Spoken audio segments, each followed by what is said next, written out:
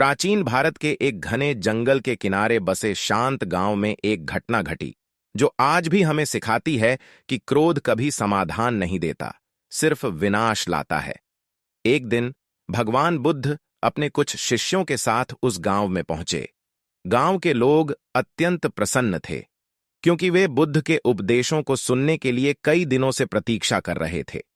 लेकिन उसी गांव में एक व्यक्ति रहता था, अत्यंत चिड़चिड़ा, क्रोधी और अहंकारी।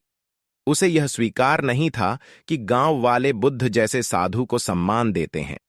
जब उसे मालूम हुआ कि बुद्ध उसके गांव पहुंचे हैं, तो उसके मन में ईर्ष्या और गुस्सा भर गया। उसने सोचा, ये लोग किसे पूज रहे हैं? ये कोई महान व्यक्ति नहीं, बस एक साधारण भिक्षु है। क्रोध में अंधा होकर वह बुद्ध के पास पहुंच गया। जैसे ही बुद्ध अपनी सभा में बैठे, वह व्यक्ति भीड़ को चीरता हुआ आगे आया। उसे देखकर शिष्यों ने सोचा कि शायद वह कोई प्रश्न पूछने आया होगा, परंतु ऐसा नहीं था। वह व्यक्ति बुद्ध के सामने खड़ा हुआ और जोर जोर से चिल्लाने लगा, तुम धोखेबाज हो, तुम लोगों को बेवकूफ बना रहे हो, तुम्हें कोई ज्ञान नहीं है, तुम यहां क्यों आए हो? भीड़ स्तब्ध रह गई। बुद्ध के शिष्य क्रोध से आग बबूला होने लगे, लेकिन बुद्ध ने अपने हाथ से उन्हें रुकने का संकेत दिया।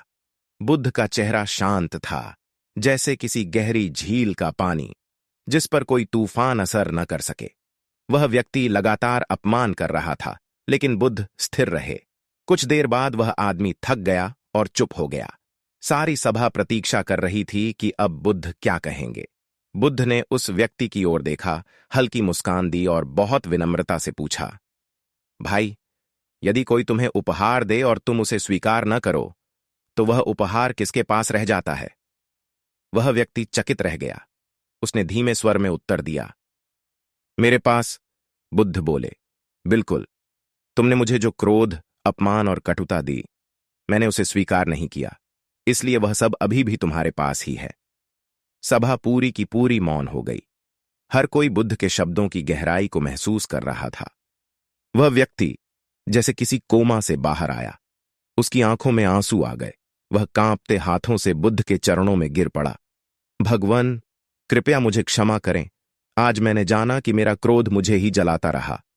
बुद्ध ने उसके सिर पर हाथ रखते हुए कहा, क्रोध एक जलती हुई आग है, जिसे तुम दूसरे पर फेंकना चाहते हो। वह आग सबसे पहले तुम्हें ही जलाती है। सच्ची शक्ति क्रोध में नहीं, शांत रहने में है। उस व्यक्ति का जीवन उस पल से बदल गया। वह बुद्ध का शिष्य बन गया और क्रोध को त्याग कर शांति और प्रेम के मार्ग पर चल पड़ा। ते हुए कहा, क्रोध एक जलती हुई आग है, जिसे तुम दूसरे पर फेंकना चाहते हो। वह आग सबसे पहले तुम्हें ही जलाती है। सच्ची शक्ति क्रोध में नहीं, शांत रहने में है। उस व्यक्ति का जीवन उस पल से बदल गया। वह बुद्ध का शिष्य बन गया और क्रोध को त्याग कर शांति और प्रेम के मार्ग पर चल पड़ा। शांति और प्रेम के मार्ग पर चल पड़ा।